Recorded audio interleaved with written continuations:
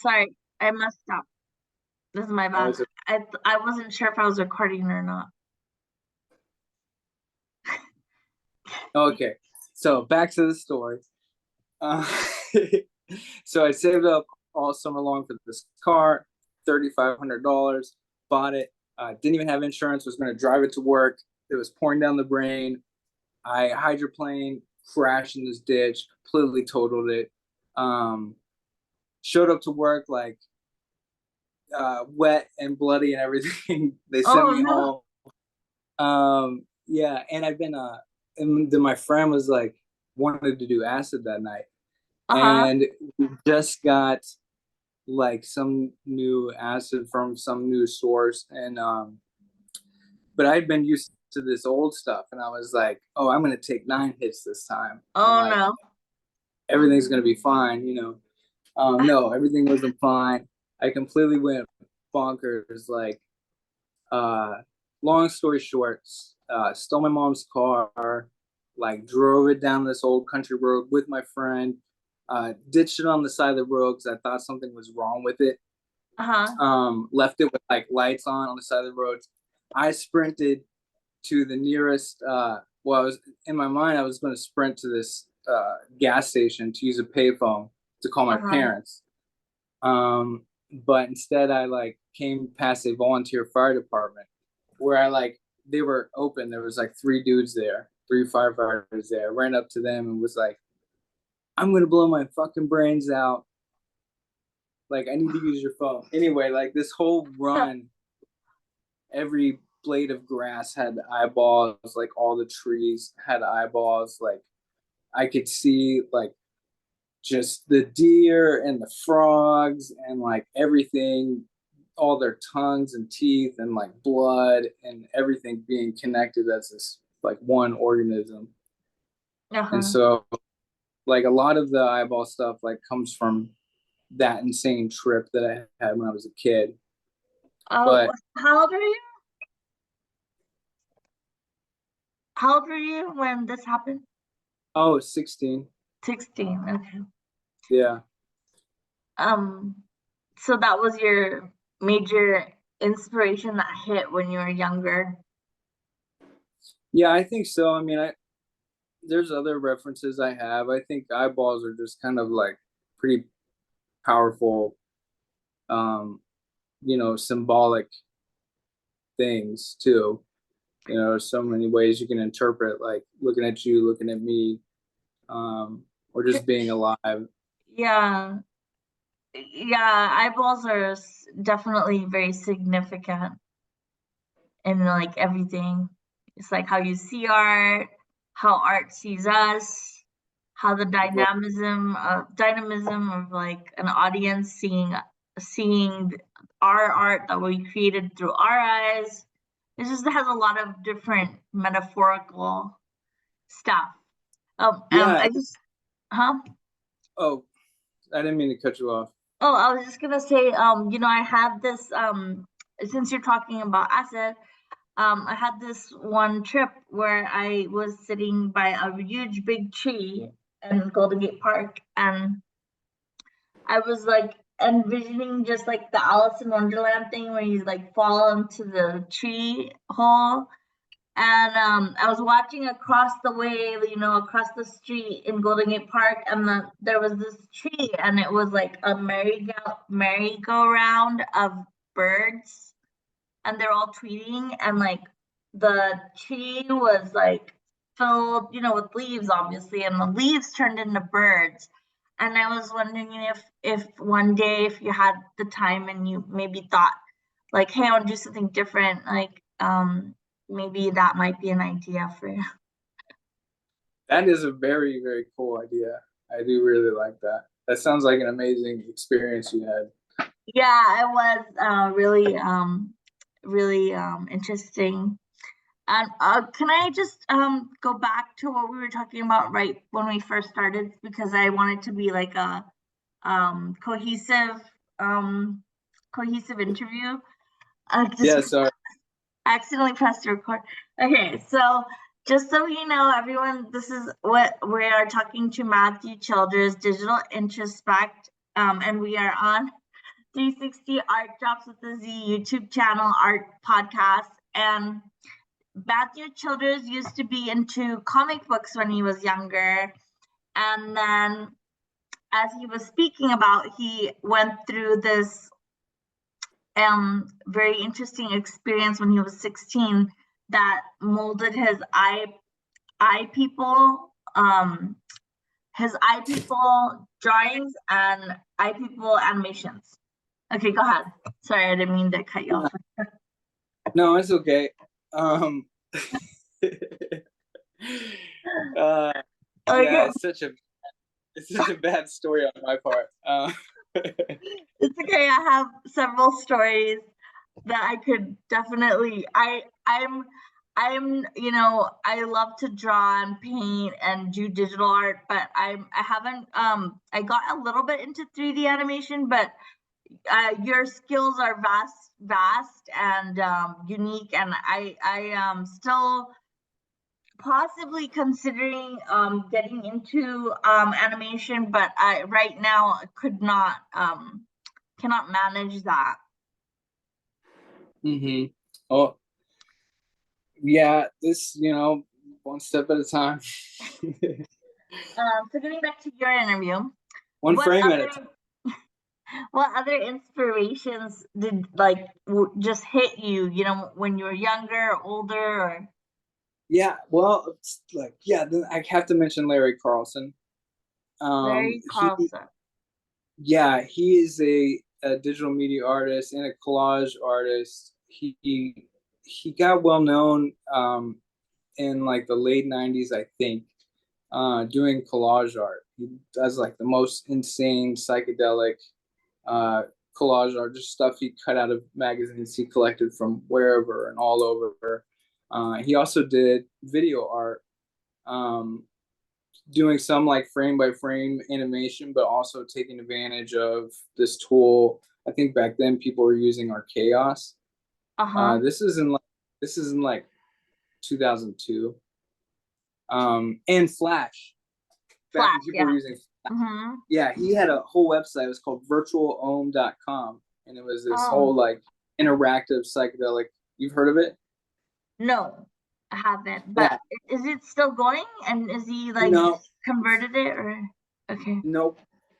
It was just like this really cool, unique thing that lasted for I don't even know how many years, like at least a few, maybe 10.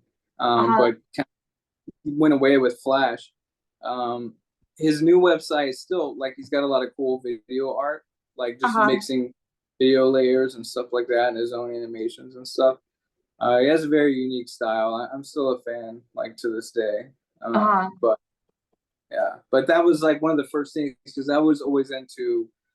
My dad was a computer programmer, so we had a computer at home, and we had some like photo editing software. So I would always be like messing with that, or like creating Doom levels. Oh my gosh, Doom was my favorite video game. Yeah, it was fun. I made my friends come over and watch me play, and they got so irritated. I think I lost their friendship over Doom. Oh no. Well, it wasn't exciting to them. Then we'd have to like hang out, and then under the condition that I wasn't gonna play Doom. Oh yeah. Oh I got grounded from playing Doom. My parents at some point were like, you can't play it anymore because I think we were driving by like a traffic accident or something, and I was like 10, and I was like, and my parents were like, oh, I think there's bodies over there, and I was like, I want to see, and they were like, oh shit, no, like he's fucked up. He's way too into this game. Yeah. We fucked him up from. You can't play Doom anymore, so that was like, I couldn't play it for like probably many years. Oh wow.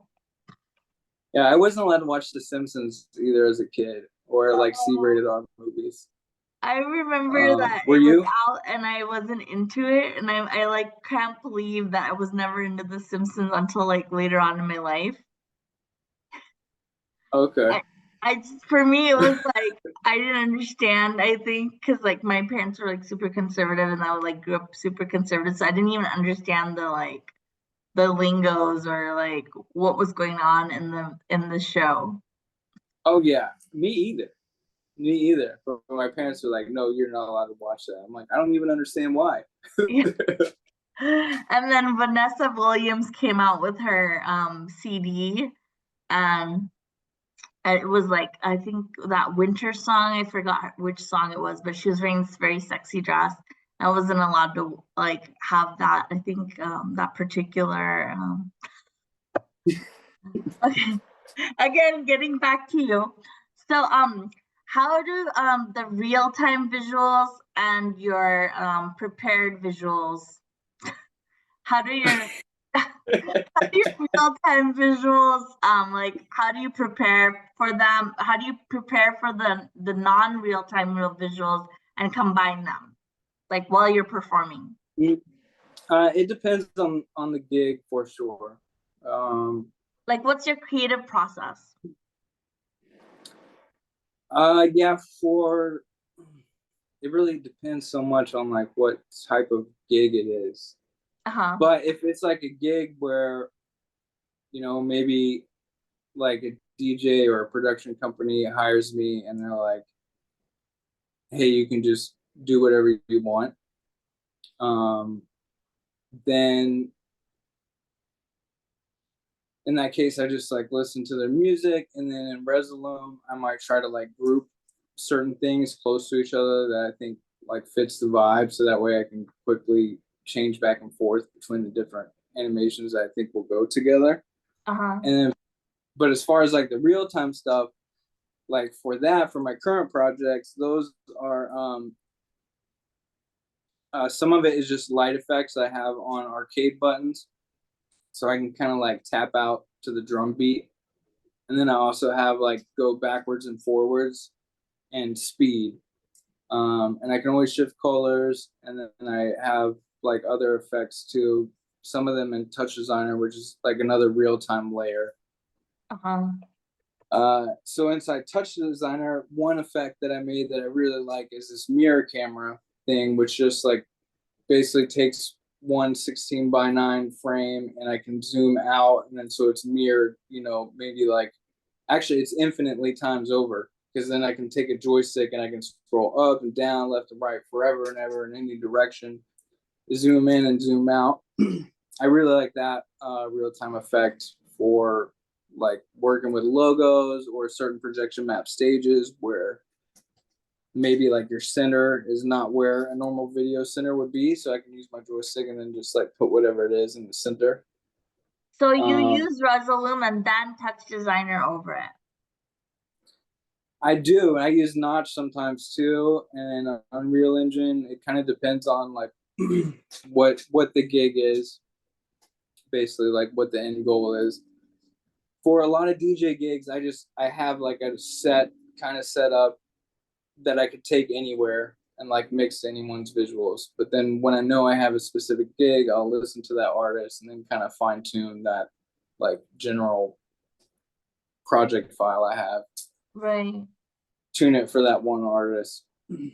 Yeah, I remember when I was in 2014, I was under that bridge in Seattle where they have the little raves or parties that they have after the club, and I met somebody and I was like, what do you use to do that? And they were like Resolume. So I got it like eventually, and I was gonna try to mess around with it.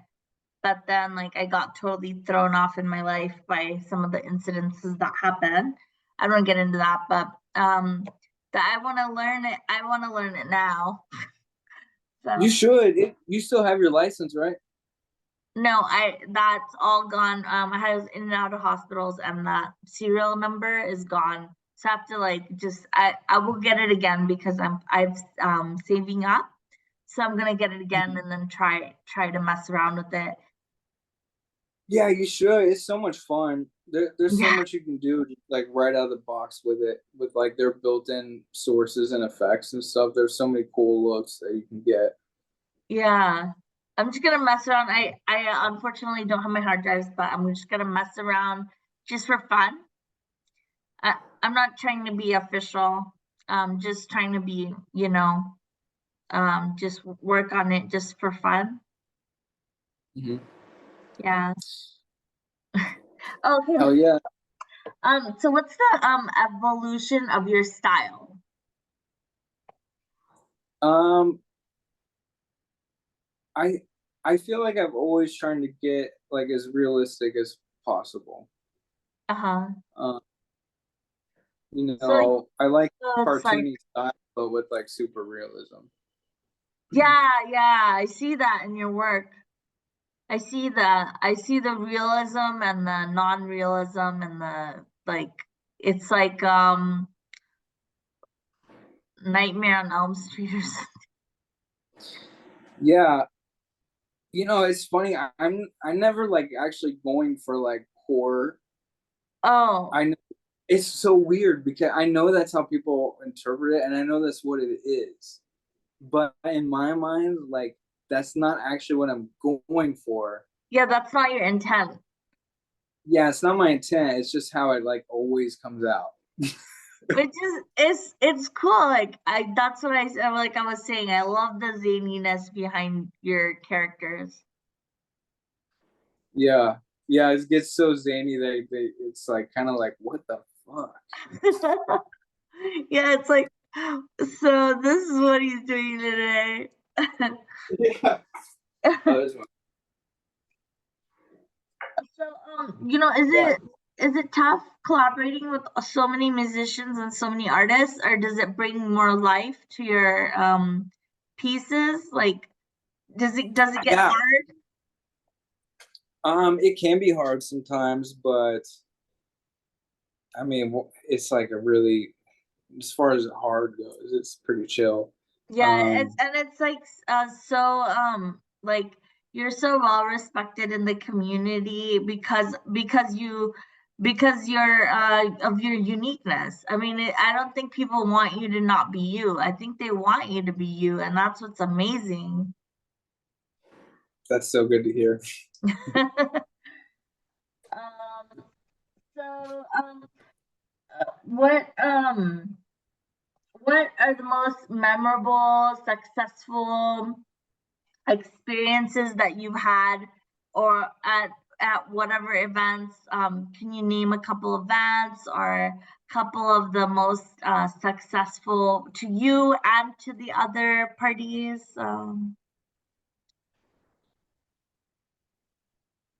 Um,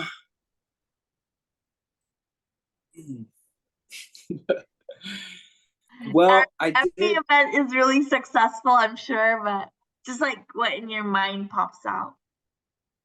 Um, well, I did play. I did get to play Madison Square Garden recently, Oh and so wow. that was a pretty big deal. And that's a little bit different of a situation because I had a creative director, but Oh, okay. uh, and we had like 4 days to design the show. It was for Omar Apollo. It was like I think it was October 8th. We played at Madison Square Garden. I think that's right.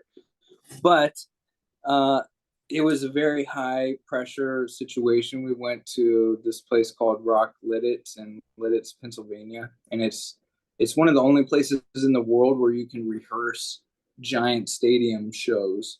Oh, So we okay. we stayed there for a week, and then they had like a LED wall configuration to work with, and I brought some stuff that I made in Notch, like the real time visual software. You know about Notch VFX? Okay. Like a real time 3D software. It's really popular right now. It's expensive, but it's like cool, even in the mainstream. Everybody's all about it. But so I brought some Notch up there, but was under creative direction. That had some challenges just in like the week. I think it was less than a week. It was like 5 days, I think, to design the show, like Uh-huh. before. So that was challenging and a different thing because that's not like the crazy art I normally do. Even though Uh-huh. I did Yeah. program things, it was under like a creative direction for Omar Apollo. Um, but still, like even though that's not me just being like, whoa, oh look at that. You know, I like doing that stuff too because it's cool. It puts me in limitations, and still the outcome is to make something, you know, beautiful and like all inspiring, and I don't know. So I like doing that stuff too. But that was probably the most recent like thing I thought was like that was another notch in my belt. Like I played Madison Square Garden, you know. So, oh, you didn't mention the Japan that you played in Japan. I didn't play in Japan. It didn't work out.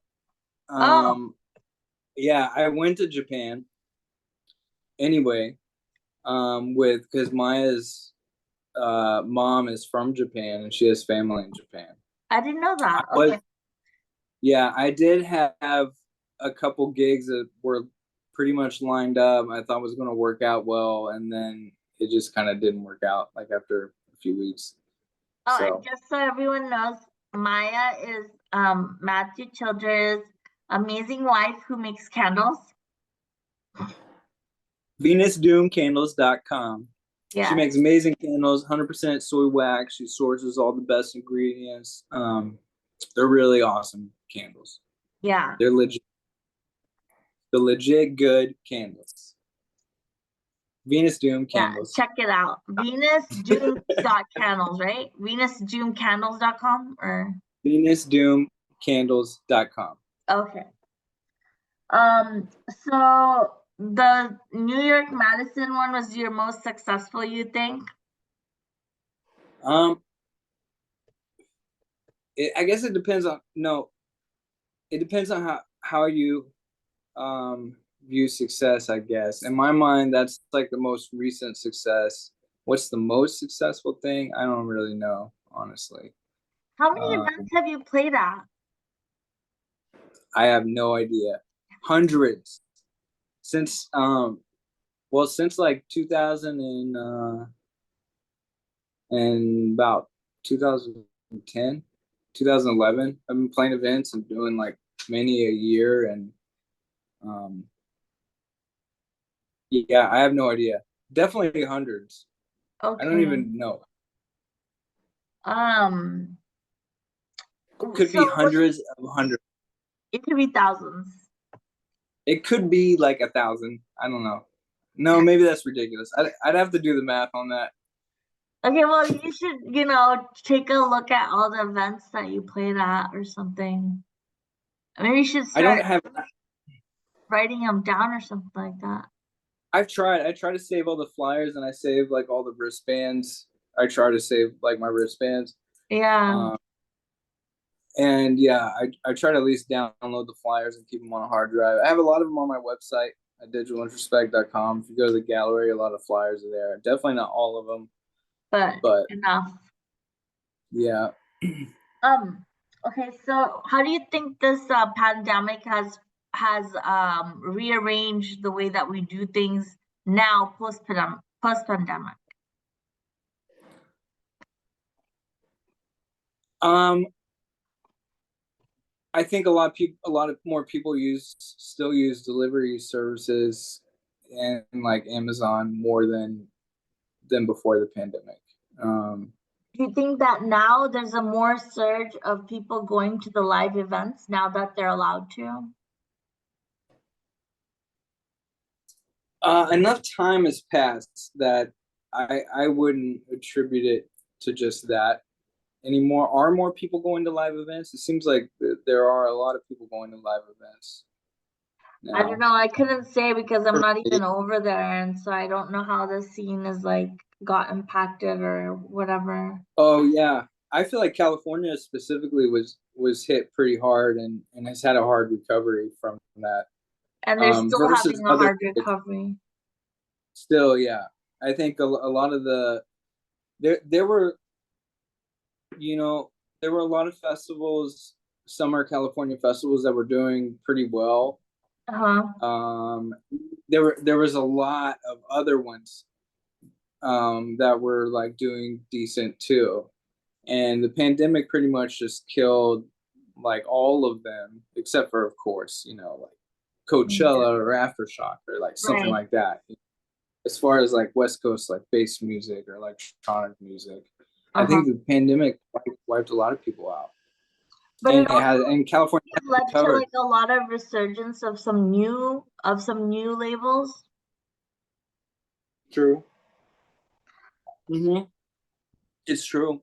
Um, Yeah, and art, like visual artists too. So many visual artists like myself that are into the video art and DJing and stuff came out like during the pandemic and were able to like come out of the pandemic getting gigs and stuff.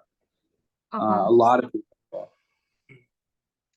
So now I want to talk about this AI stuff and like how it's expected to evolve, and like Blue Check, he writes down, like, I like the artists who write down like, oh, I'm using this and this. It's not like just because we know what they're using that there's any possibility of reproducing such amazing work.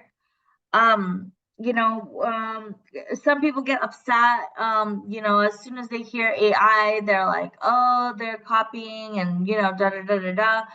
I'm kind of somewhere in the middle. I believe that it's good to make the art on your own, like fine art and like digital art, using some of the older apps. And then also, well, these apps now exist, so like how come, like, it's gonna get to a point where everyone's gonna start to use them, because right now it's just new. And if you say like, I'm using this, but I'm using it with Photoshop and some other apps, I can have some respect for that. Yeah, it is kind of weird right now because they're like the tools have advanced so much. Um, a lot of like the AI tools I've been trying to use since like I very first heard about it, at least like 4 years ago. So it's not I've had all these fears that like everyone had, like this panic like first hearing about it. Yeah, there is a And panic still. yeah, there is still panic, and I understand that, and I think about it like pretty much every day. I definitely think about it every single day, and I don't know if I like it um, in a lot of ways, but also I don't know if I like what it means for the future of art in a lot of ways, but at the same Uh-huh. time, like when I'm doing it, I feel like I'm satisfying like the artistic Another side. creative.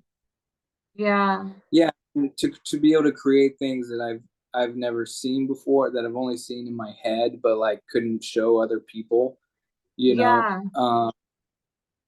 And so I'm pretty stoked on that. And I'm like, oh, like finally I can like show people like what I'm thinking in this like higher detail, because like Yeah, I understand. it takes so long. I've been working on a full AI music video now for like 4 months. So you're Given into music as well? Music production? I am, but this is not for my own music. It's for Supercilious, who's like a Okay. bass music producer. He's Okay. played with Tipper and Friends and stuff. Oh, wow. He's got a really cool wonky style. He's really known for being weird and out there. And it's funny because like both of our fans, I don't know who these people are, but I hear from other people all the time. They're like, everyone wants you and Supercilious to do something together. I don't know who this everyone is, but like Okay. people tell me that, and I'm like, okay, So it was cool when we came together on it because we're like, we're gonna give the people what they want. Yeah. And yeah, so if another person matches your zaniness, it's perfect. I did Yeah, want to get more into this, like this type of conversation with you, like maybe on another podcast. We have 3 minutes left because I'm not paying for Zoom. But I just wanted to tell you the whole merry-go-round idea with the birds, and then there was this other idea that I had that I couldn't really express, and I thought maybe that I would hand it over to you, and like maybe you might be able to express it somehow. Like, So like all these like skaters and snowboarders, and like they were like in neon, like they kind of sync together in neon, like one layer and then another layer with Buddha in it, and another layer, like just layers of like outlines with the pastel, you know, you get that pastel feeling with the acid, you know, that those pastel colors come out, you know. Oh, it froze for a second. Oh, I was just saying the pastel, that colors that come out with the acid. It sounds cool. I can almost envision it.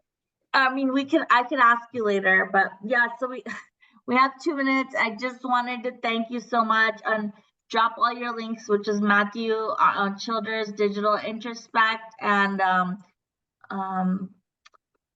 You can go to digitalintrospect.com and then you'll find like my Instagram and Linktree and you know everything from there. Okay, cool. Yeah, I just wanted you to drop all your links, and then just thank you for being on here, and Thanks so for having me. much. Yeah. Yeah, I appreciate you having me. I hope I didn't sound too stupid. I usually do. No. I always like hate every interview I do. I felt really silly too. I guess Okay. that makes both of us. Okay, good. And also just re-invite you to come on another podcast where we can just talk about this AI conundrum, ethics and policy, and just kind of like on a surface level, and as an artist, what we think about these things. Okay, sounds good. Yeah, and yeah, thanks for everything. High five. Bye. Bye. Much love. Much love.